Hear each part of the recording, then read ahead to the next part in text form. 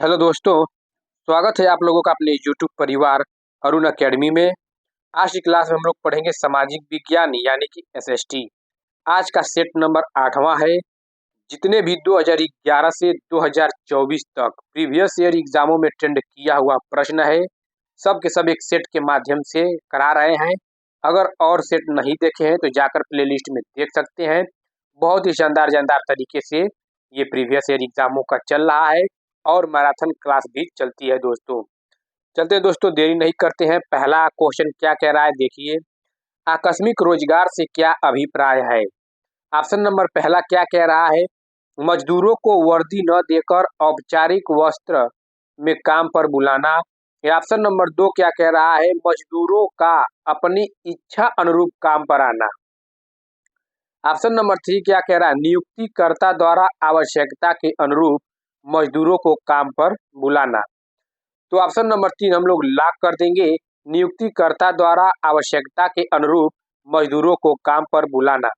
ये जो आकस्मिक रोजगार होता क्या है, आकस्मिक रोजगार एक अल्पकालिक, क्या एक अल्पकालिक या हम कह सकते हैं ऑन कॉल, तुरंत बुलाने वाला कार्य है, जिसमें नियुक्तिकर्ता अपनी आवश्यकता के अनुरूप मजदूरों को काम पर बुलाता है।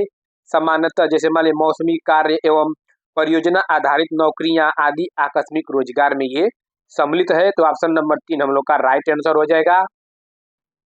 चलते हैं नेक्स्ट क्वेश्चन, देखिए क्या कह रहा है, वस्त्र व्यापार में निम्नलिखित में से कौन सा सबसे अधिक लाभ कमाएगा। वस्त्र व्यापार में दोस्तों, तो पहला ऑप्शन क्या कह रहा है, वे व्यापारी जो बुनकरों को सूत उपलब्ध कराते हैं। या ऑप्शन नंबर 2 क्या कह रहा है, बहुराष्ट्रीय कंपनी। या ऑप्शन नंबर 3 क्या कह रहा है, बुनकर। या ऑप्शन नंबर 4 बुनकर सहकारी संस्थाएं। तो ऑप्शन नंबर 2 हम लोग लॉक कर देंगे, बहुराष्ट्रीय कंपनी। बहुराष्ट्रीय कंपनियां वे संगठन होते हैं जो अपने देश की तुलना में एक या एक से अधिक देशों में वस्तुओं या सेवाओं के उत्पादन को नियंत्रित करते हैं। इन्हें अंतर्राष्ट्रीय निगम भी कहा जाता है। इन्हें बहुराष्ट्रीय कंपनी को अंतर्राष्ट्रीय निगम भी कहा जाता है। तो ऑप्शन नंबर 2 हम लोग का लॉक हो जाएगा। चलते हैं नेक्स्ट क्वेश्चन, देखिए क्या कह रहा है, जितने भी दोस्तों ये हम प्रश्न लेकर आए हैं सब प्रीवियस ईयर एग्जामों में पूछा हुआ प्रश्न है।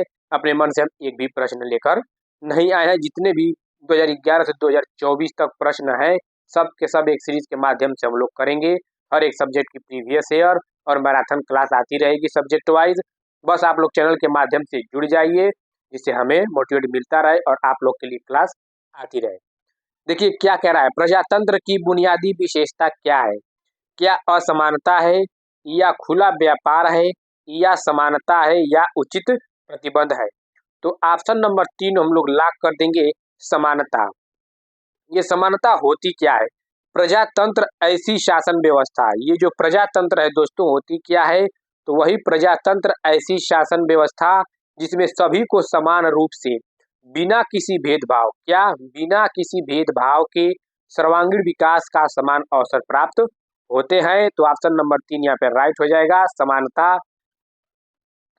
चलते हैं दोस्तों नेक्स्ट क्वेश्चन पे। ये कविता सुबह 5 बजे बस अड्डे पर चाय बेचती है, वह 7 बजे दूर कुएं से पानी ले जाती है, घर वापिस आकर वह खाना बनाती है, कपड़े धोती है, घर की सफाई करती है और फिर बाजार अपनी चाय की दुकान के लिए सामान लेने जाती है। तो कविता सामना कर रही है क्या देखभाल कार्य, या दोहरा बोझ, या गृह कार्य, या भुगतान के बदले कार्य। तो ऑप्शन नंबर हम लोग दूसरा लॉक कर देंगे, क्या हो जाएगा, दोहरा बोझ।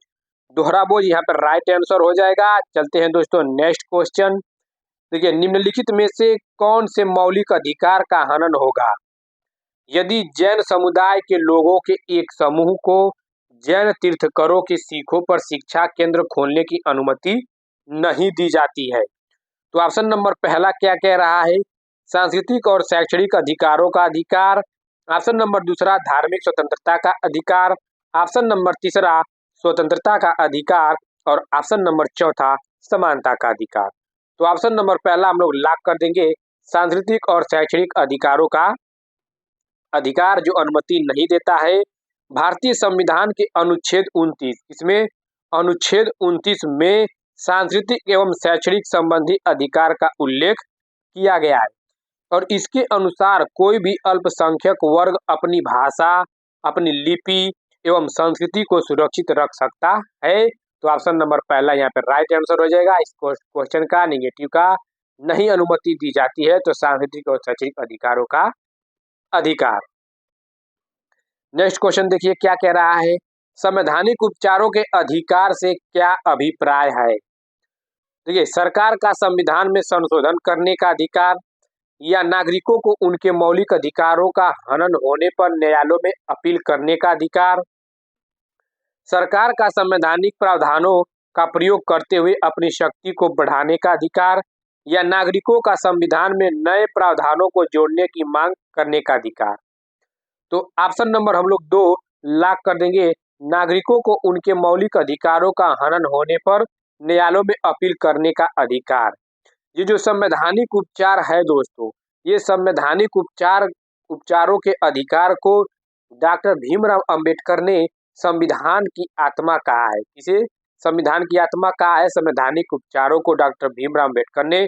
और संविधान के अनुच्छेद 32, इसमें संविधान के अनुच्छेद 32 में मौलिक अधिकारों को प्रवर्तित कराने के लिए समुचित कार्यवाहियों द्वारा उच्चतम न्यायालय में आवेदन करने का अधिकार प्रदान किया गया है। तो ऑप्शन नंबर 2 हम लोग का राइट आंसर हो जाएगा। चलते हैं नेक्स्ट क्वेश्चन, देखिए क्या कह रहा है, सर्वोच्च न्यायालय के किस क्षेत्राधिकार के अंतर्गत केंद्र एवं राज्यों के बीच विवाद को सम्मिलित किया जाता है? क्या प्रारंभिक क्षेत्राधिकार या अपीलीय क्षेत्राधिकार या सलाहकारी क्षेत्राधिकार या अवशिष्ट क्षेत्राधिकार? तो ऑप्शन नंबर पहला हम लोग लॉक कर देंगे, प्रारंभिक क्षेत्राधिकार। संविधान के अनुच्छेद 131, इसमें संविधान के अनुच्छेद 131 के अनुसार उच्चतम न्यायालय के प्रारंभिक क्षेत्राधिकार के अंतर्गत ऐसे मामले आते हैं जिनकी सुनवाई करने का अधिकार केवल उच्चतम न्यायालय को होता है। किस अनुच्छेद के तहत? 131। तो इसका राइट आंसर प्रारंभिक क्षेत्राधिकार हो जाएगा। चलते हैं नेक्स्ट क्वेश्चन, देखिए क्या कह रहा है, कथन ए, इतिहास में साम्राज्य वन संसाधनों के लिए आदिवासियों पर निर्भर रहते थे। बिल्कुल सत्य है। कारण आर क्या कह रहा, आदिवासियों के पास वनों तक पहुंच का गहन ज्ञान और साथ ही साथ अधिकतर वनों पर अधिकार भी है। बिल्कुल सत्य, दोनों सत्य हैं और इसकी व्याख्या भी कर रहा है। देख लीजिए, इतिहास में साम्राज्य वन संसाधनों के लिए आदिवासियों पर निर्भर रहते थे क्योंकि आदिवासियों के पास वनों तक पहुंच का गहन ज्ञान और साथ ही साथ अधिकतर वनों पर अधिकार भी था। तो ऑप्शन नंबर पहला हम लोग का राइट आंसर हो जाएगा। ए और आर दोनों सही हैं तथा आर ए की सही व्याख्या करता है। चलते हैं नेक्स्ट क्वेश्चन, देखिए क्या कह रहा है, निम्नलिखित कथनों पर विचार कीजिए और सही विकल्प का चयन कीजिए। ये क्या कह रहा है, अल्पसंख्यक शब्द का उपयोग ऐसे समुदाय के लिए किया जाता है जो संख्या की दृष्टि से बाकी आबादी के मुकाबले में बहुत कम है। बिल्कुल सही है भाई। बी देख लेते हैं, अल्पसंख्यक शब्द केवल संख्या के सवाल तक ही सीमित नहीं है बल्कि सत्ता, संसाधनों तक पहुंच आदि मुद्दे इससे जुड़े हुए हैं। बिल्कुल सत्य। ए और बी दोनों के दोनों यहाँ पे सत्य हो जाएंगे। भारतीय संविधान में भाषा एवं धर्म के आधार पर अल्पसंख्यकों का निर्धारण किया जाता है। तो ए और बी दोनों यहाँ पे राइट हो जाएंगे। चलते हैं नेक्स्ट क्वेश्चन, देखिए नेक्स्ट क्वेश्चन क्या कह रहा है, सबसे उचित विकल्प, क्या सबसे उचित विकल्प को लेते हुए वाक्य को पूरा कीजिए। सामाजिक विज्ञान के शिक्षण में हम अंतर विषयक उपागम का प्रयोग करते हैं। ऑप्शन नंबर पहला क्या कह रहा है, यह सुनिश्चित करने के लिए कि पाठ्यक्रम पूरा हो जाए। सिर्फ पाठ्यक्रम पूरा करने के लिए, गलत हो जाएगा। विषयगत सीमाओं के अंतर्गत अधिगम दशाएं निश्चित करने के लिए, अधिगम दशा सिर्फ और सिर्फ निश्चित करेंगे, निश्चित की बात कर दी, गलत हो जाएगा। विषयों के बीच अंतः संबंध तथा अंतः निर्भरता का निर्दर्शन करने के लिए, बिल्कुल सत्य, ऑप्शन नंबर 3 हम लोग का राइट आंसर हो जाएगा। सामाजिक विज्ञान के शिक्षण में अंतर विषय उपागम का प्रयोग विषयों के बीच अंतः संबंध तथा अंतर निर्भरता का निदर्शन करने के लिए करते हैं। चलते हैं नेक्स्ट क्वेश्चन, देखिए क्या कह रहा है दोस्तों। सामाजिक विज्ञान बच्चों को प्रमुख रूप से तैयार करता है। ये क्या कह रहा है, स्वतंत्र रूप से सोचने की क्षमता हेतु। क्या स्वतंत्र रूप से सोचने की क्षमता हेतु, बिल्कुल सत्य हो जाएगा। बी क्या है, अंधविश्वासों पर प्रश्न करने की क्षमता, ये भी सत्य है।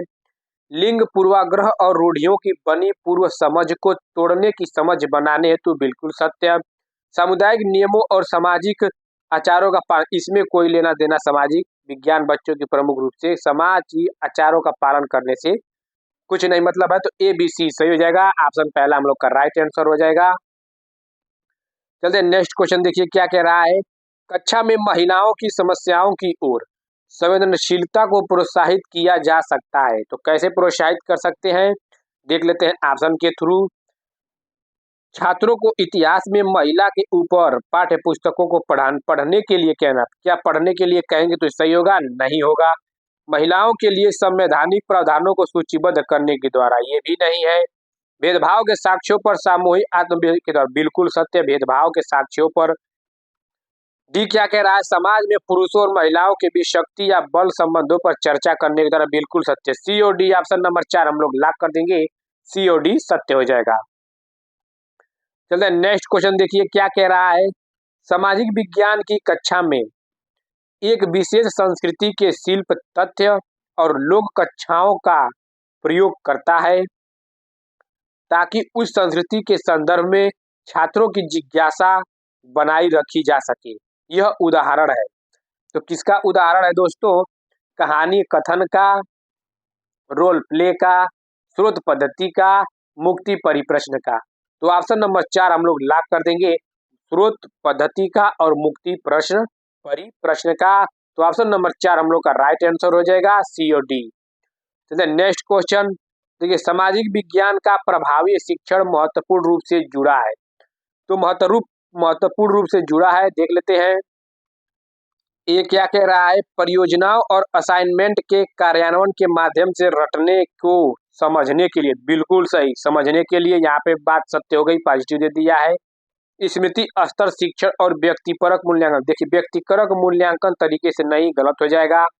अत्यधिक जटिल और महंगी शिक्षण सहायता का, देखिए जटिल जटिल की बात नहीं, सरल की बात करेगा, और महंगी शिक्षण नहीं, कम से कम किया गया है, ये भी गलत हो जाएगा।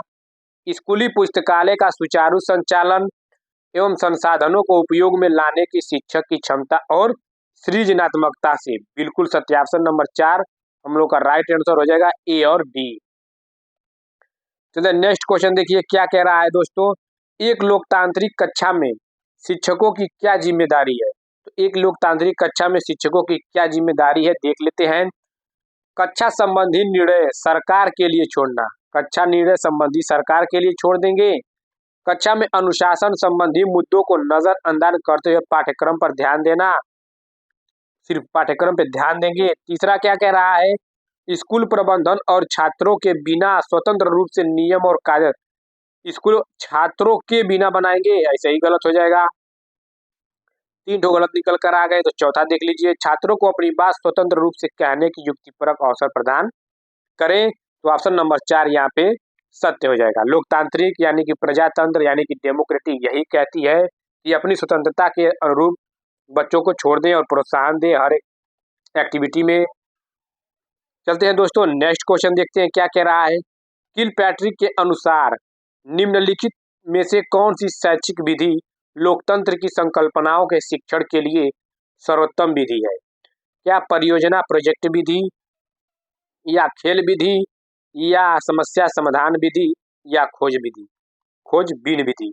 तो ऑप्शन नंबर पहला हम लोग लॉक कर देंगे, परियोजना यानी कि प्रोजेक्ट विधि। जो परियोजना या प्रोजेक्ट विधि के प्रतिपादक कौन है, तो किलपैट्रिक है, ये है किलपैट्रिक महोदय, ये परियोजना या प्रोजेक्ट विधि के प्रतिपादक हैं। इन्होंने इस विधि को लोकतंत्र की संकल्पनाओं के शिक्षण की सर्वोत्तम विधि माना है। शिक्षण की इस विधि में अध्यापक क्या करता है, वाद विवाद, क्या वाद विवाद के माध्यम से बालकों के समक्ष समस्या उत्पन्न करता है। तो ऑप्शन नंबर पहला हम लोग का राइट आंसर हो जाएगा, परियोजना या प्रोजेक्ट विधि। नेक्स्ट क्वेश्चन देखिए, विभाजन विषय पर चर्चा के लिए आप कक्षा में कौन सा प्राथमिक स्रोत ला सकते हैं, दिल्ली के पुराने किले में वर्ष 1948 के शरणार्थियों कैंप की तस्वीरें या चित्र। गदर एक प्रथम कथा चलचित्र फिल्म। ट्रेन टू पाकिस्तान उपन्यास नोवेल या तमस कहानी से उद्धरण। तो ऑप्शन नंबर पहला हम लोग लॉक कर देंगे, दिल्ली के पुराने किले में वर्ष 1948 के शरणार्थी कैंप की तस्वीरें और चित्र। उस समय की घटना जो संबंधित प्रसिद्ध राजनेताओं के चर्चित भाषणों की क्लिपिंग करती है, राष्ट्रीय एवं अंतर्राष्ट्रीय समाचार पत्रों के लेख आदि प्राथमिक स्रोत के रूप में ये लाग सकते हैं। तो पहला ही राइट आंसर हो जाएगा। चलते हैं नेक्स्ट क्वेश्चन। देखिए, निम्नलिखित में से कौन सा विकल्प आलोचनात्मक चिंतन के बेहतर अवसर के प्रदान करने वाली सामाजिक विज्ञान की कक्षा को बेहतर तरीके से दर्शाता है? तो कौन दर्शाता है देख ले। छात्र केवल शैक्षणिक या शैक्षिक गतिविधि के अंत में सवाल प्रश्न। देखिए, सिर्फ और सिर्फ यहाँ पे छात्र की बात कर रहा है, वैसे ही गलत हो जाएगा। छात्रों के प्रश्नकाल का समय शिक्षक के प्रश्नकाल के समय के अनुपात में अधिक है, बिल्कुल सत्य, बी सत्य हो जाएगा। कक्षा में चर्चा किए गए विषय पर प्रमाण करना, बिल्कुल सत्य। ये सब पेडागोजिकल है दोस्तों। संपूर्ण पेडागोजी अगर नहीं देखे हैं तो जाकर देख लीजिए। Positive text work, negative text work, XYZ हम बता दिए। शिक्षक को विषय पर एक से अधिक विचार दृष्टिकोण चाहिए, बिल्कुल सत्य, यानी कि BCD सत्य हो जाएगा। तो ऑप्शन नंबर 2 हम लोग लॉक कर देंगे, BC और D। चलते हैं नेक्स्ट क्वेश्चन। देखिए क्या कह रहा है। मान लीजिए कि आप छात्रों को वेतन दरें तय करना सिखाना चाहती हैं। निम्नलिखित में से कौन सा अति प्रासंगिक है? तो कौन सा अति प्रासंगिक है?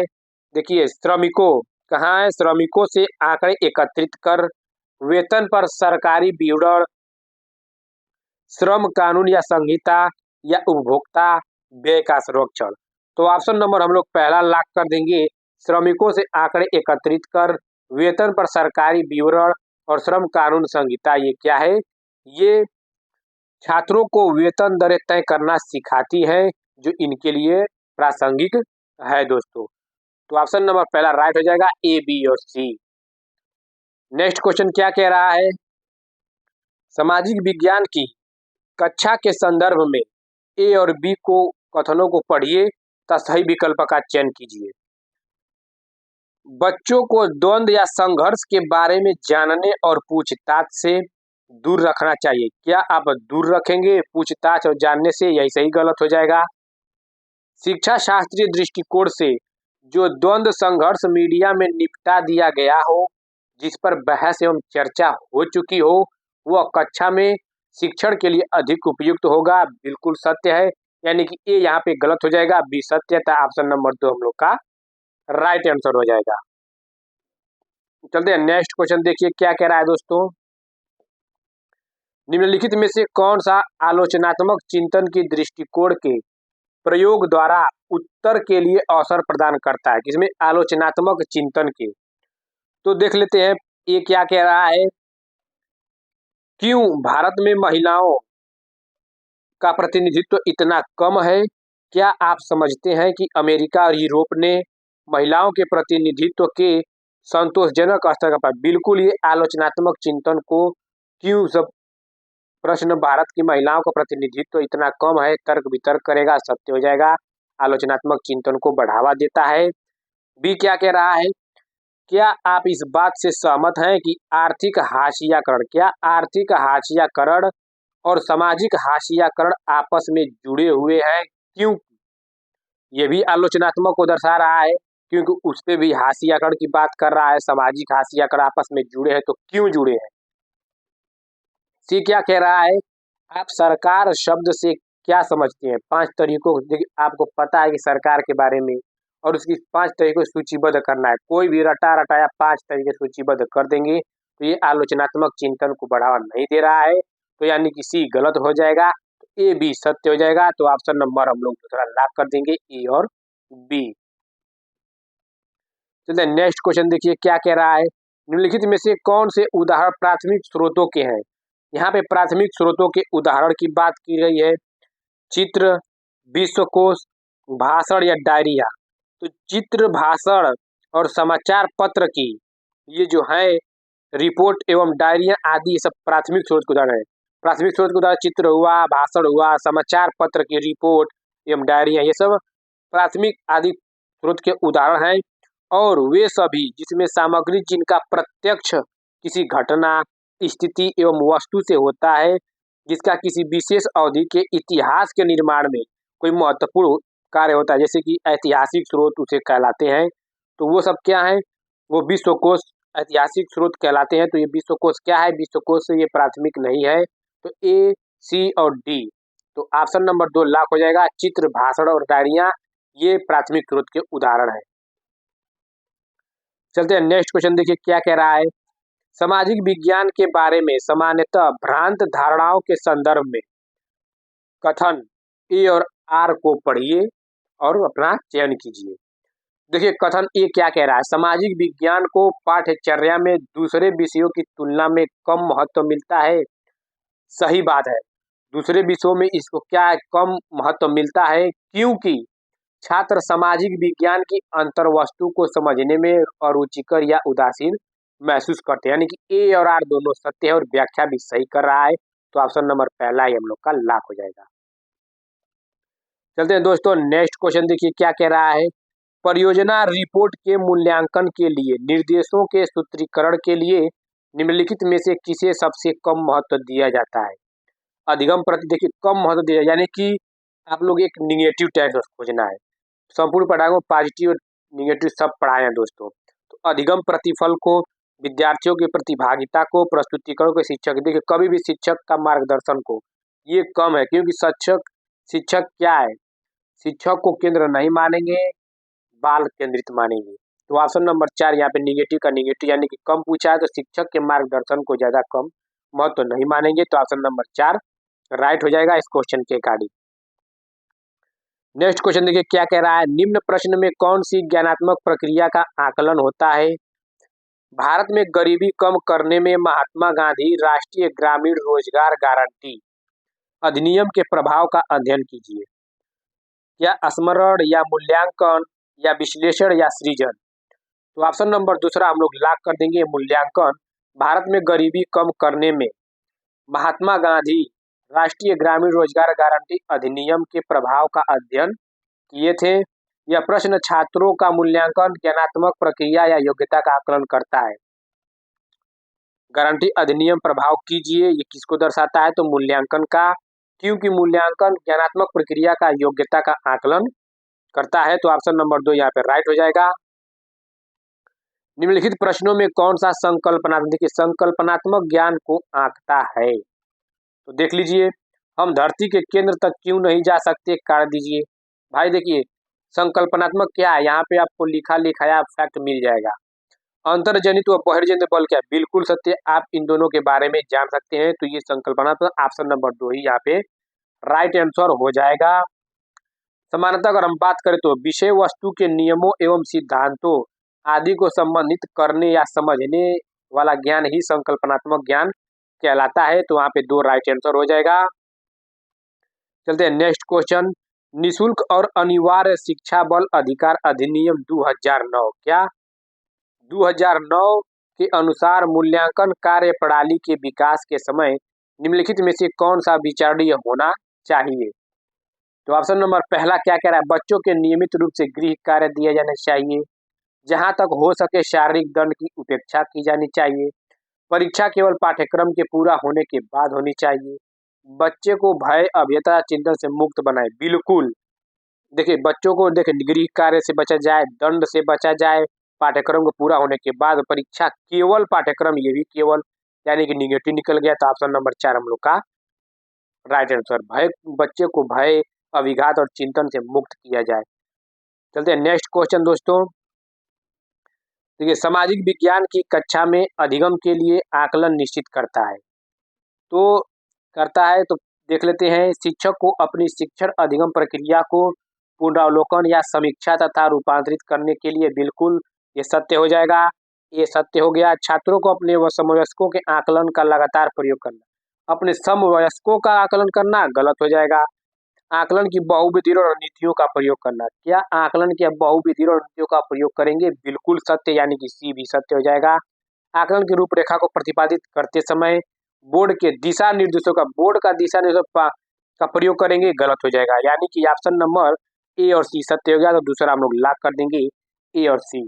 आई होप दोस्तों आप लोग को वीडियो अच्छा लगा हो। अच्छा लगा हो तो चैनल को लाइक, सब्सक्राइब, शेयर, कमेंट कर दीजिए, जिससे हमें मोटिवेट मिलता रहे। ठीक है दोस्तों, आप लोगों का बहुत बहुत धन्यवाद।